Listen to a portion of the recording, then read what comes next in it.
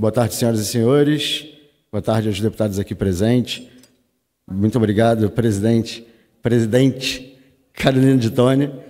Muita honra estar sendo presidido aqui nesse grande expediente. Para quem está nos assistindo em casa, que não conhece o rito aqui da Câmara, o grande expediente é um momento em que a gente tem para falar mais sobre temas relevantes. Temos 25 minutos, diferente de outros momentos, que temos 3, 5 minutos.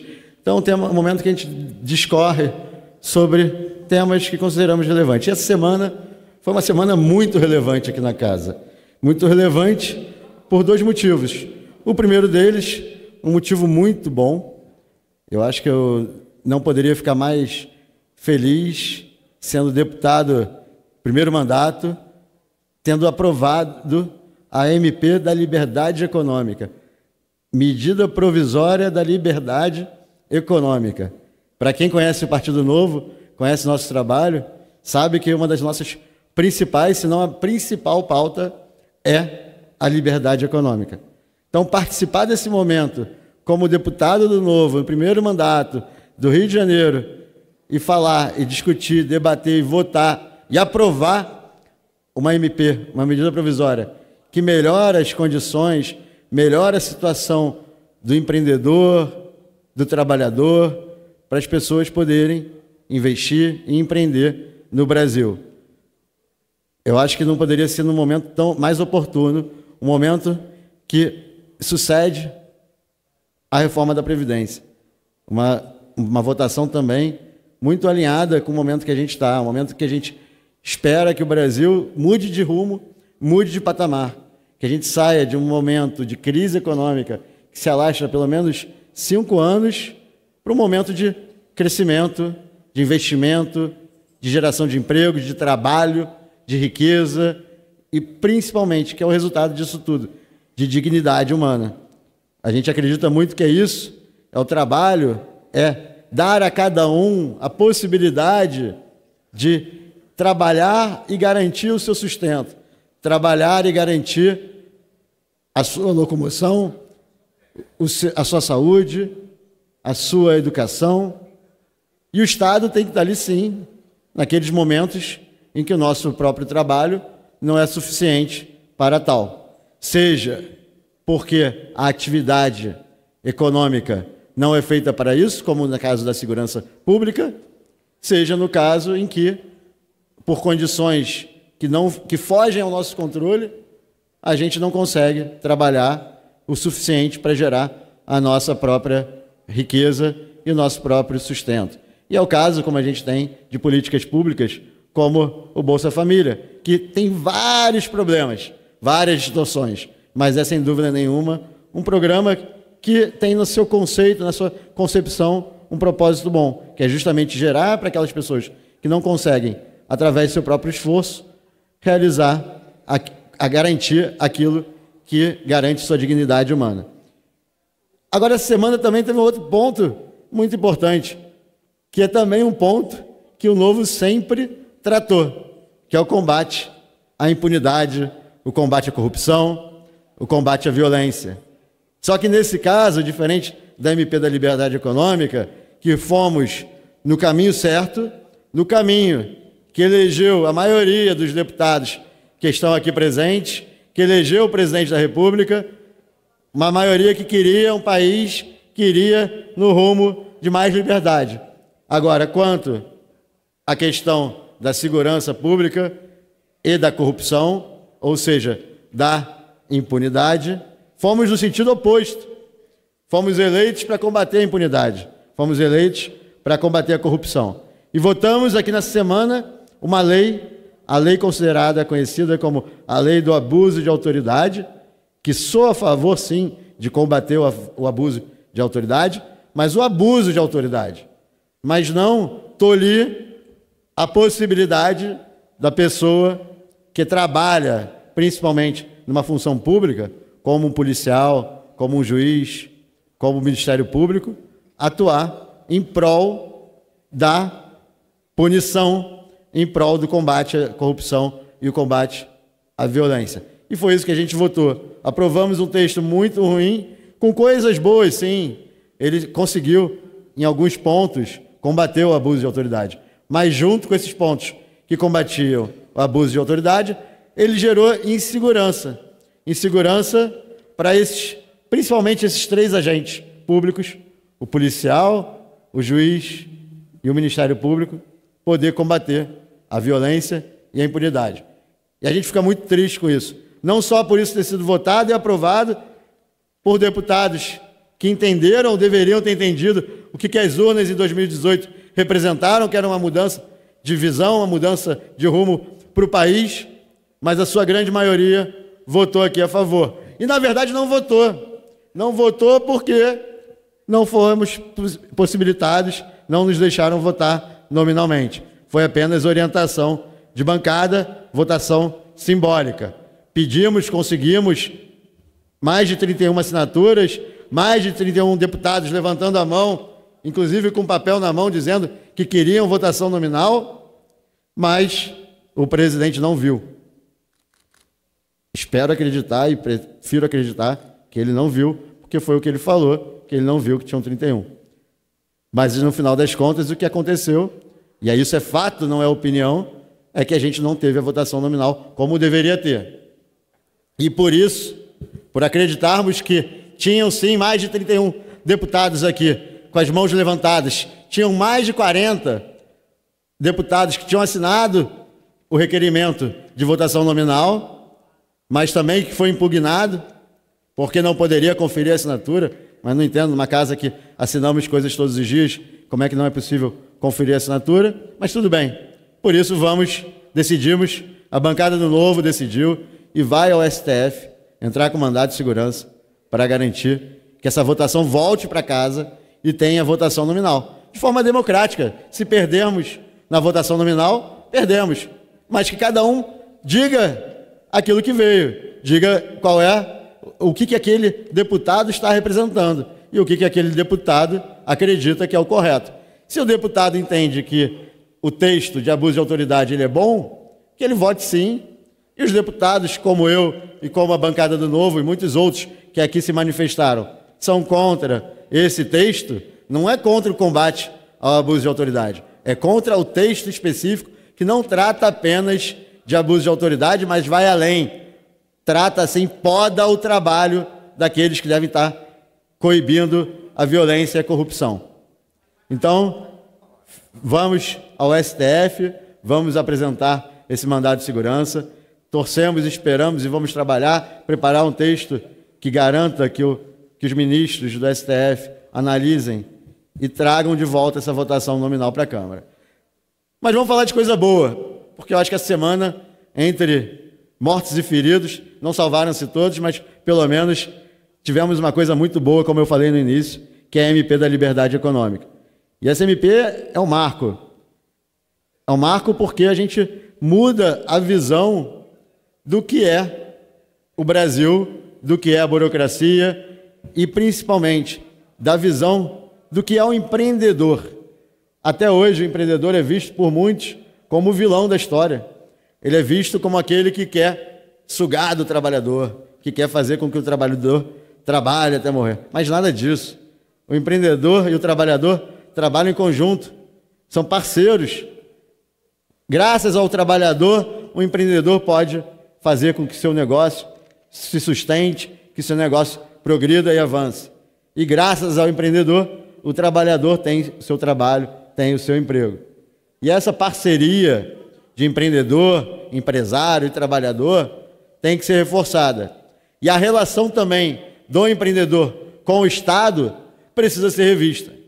Porque da mesma forma que o empreendedor não é vilão para o trabalhador, ele também não pode ser vilão para o Estado.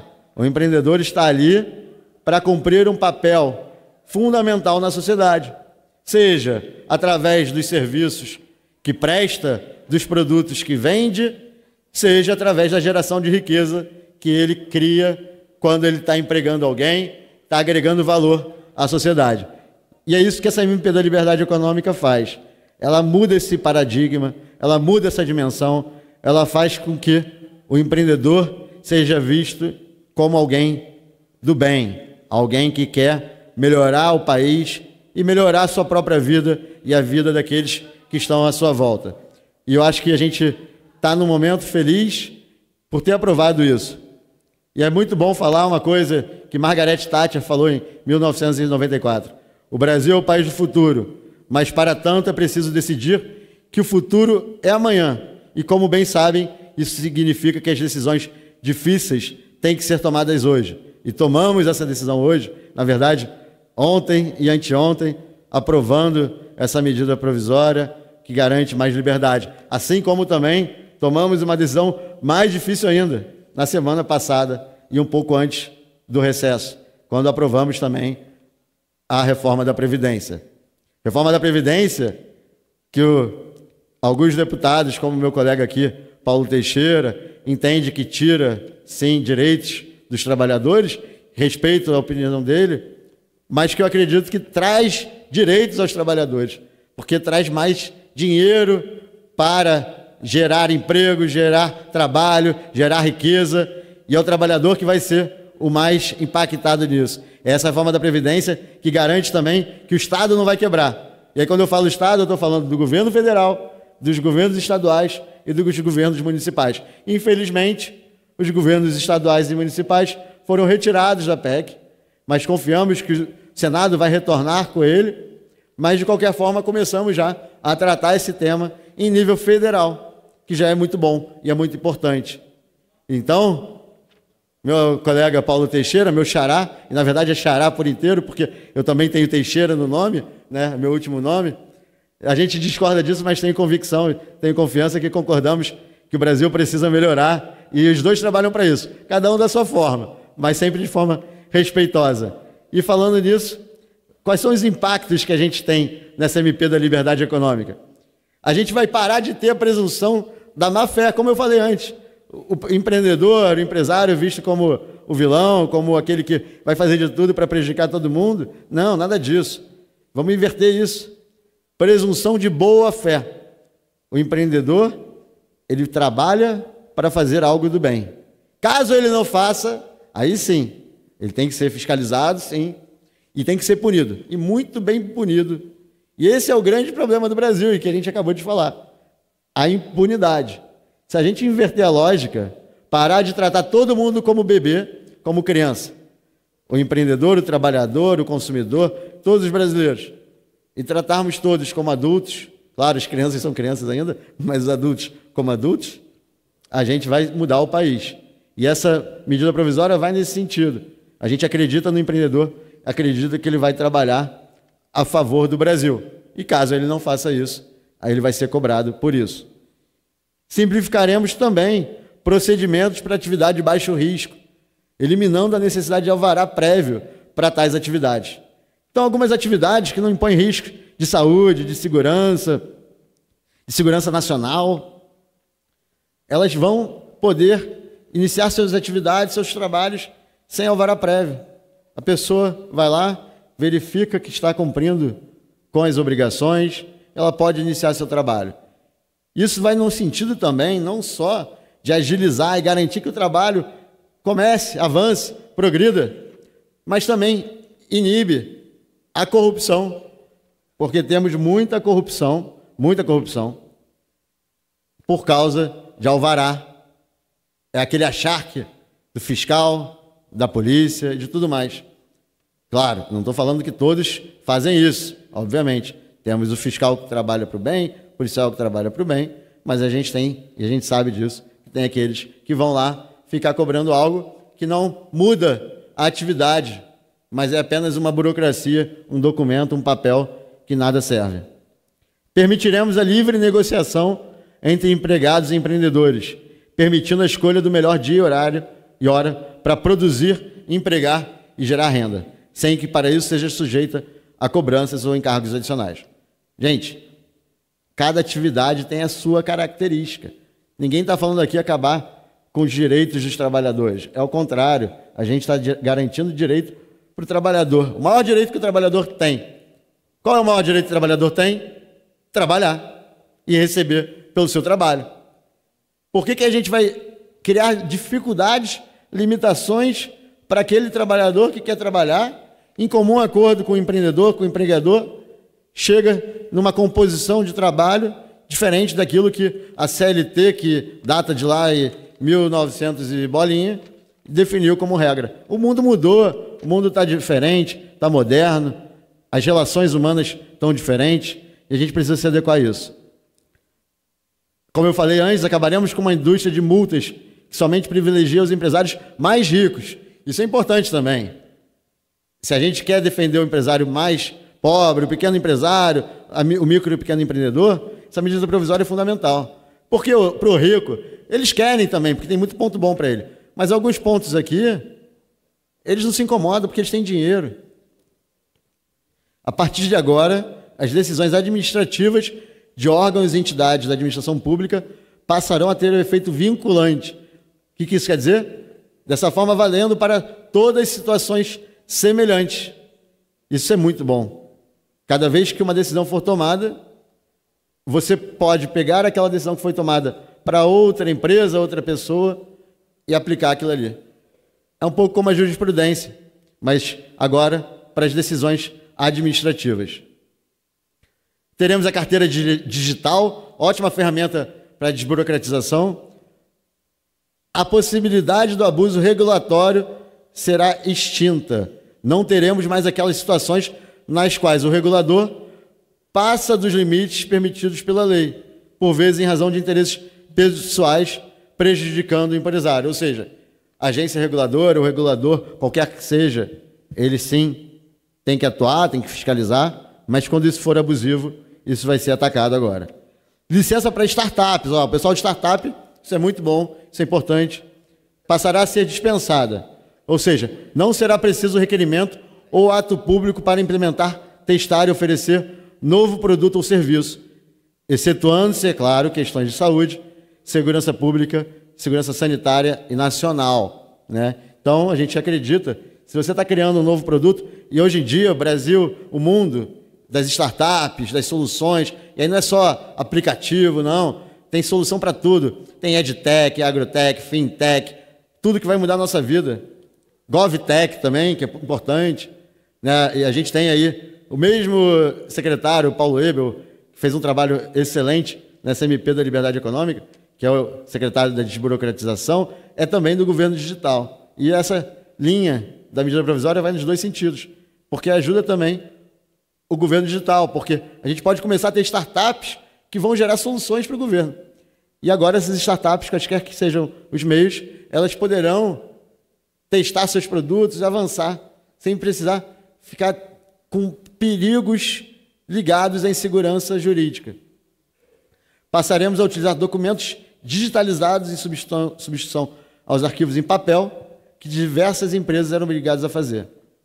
Gente, não faz sentido. É até ecológico isso, né? Então impacta as duas coisas. Burocracia, espaço, ecologia, tudo que você quiser está aí nessa medida.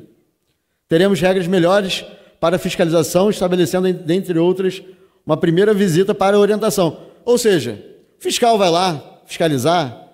Se você está fazendo alguma coisa indevida, se não for, é claro, de forma dolosa, de forma a prejudicar alguém, mas porque você desconhecia ou porque você não percebeu que estava descumprindo com a regra, a primeira visita vai ser para orientação, impossibilitando o agente público punir sem ter parâmetros e diretrizes objetivas para a aplicação de normas abstratas.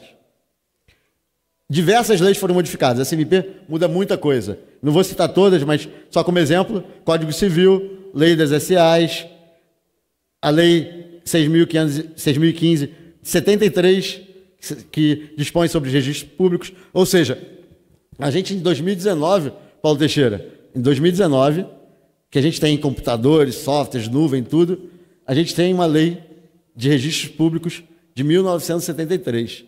Né? Então, isso, sem dúvida nenhuma, precisava ser revisto. E uma coisa que a MP tem que mudar, muda também, né? Da mesma forma que eu falei que o empreendedor, o empresário, não é vilão, ele não é rei de nada. Como falou Mises, nas 6 lições, o empreendedor não é ele o rei, o empresário não é ele o rei, nem pode ser. O rei é o cliente e o rei é o consumidor. E essa lógica tem que ser vista ali. E quando a gente favorece o empresário que quer empreender, que quer e valoriza o livre mercado, a gente está valorizando o consumidor, está valorizando o cliente, está valorizando o trabalhador. Porque mais liberdade é mais concorrência. E mais concorrência mais produtos bons, mais preço barato, baixo, a gente tem. Então a gente está valorizando isso. Hoje, temos 14 milhões de desempregados, cerca de 14 milhões, uma carga tributária elevadíssima, que não entrega à sociedade serviços. A carga tributária a gente vai combater não atacando diretamente a carga tributária na reforma tributária, mas indiretamente. Agora, a burocracia, a liberdade, a gente atacou nessa MP. Além disso, o Brasil hoje, entre 190 países, ele é o número 109. Marcel Van Hatten, sabia disso? O Brasil é o número 109, a posição 109, em facilidade para fazer negócios, do ranking Doing Business. Você sabia disso, Marcel? Desgraçadamente, sabia. Porque é algo que, para nós brasileiros, só gera lamentação, lamúria, e por esse motivo também gostaria de parabenizar Vossa Excelência de trazer tão importante tema a esta tribuna da Câmara no dia posterior à votação dos destaques da MP da Liberdade Econômica, que vem justamente para facilitar os negócios.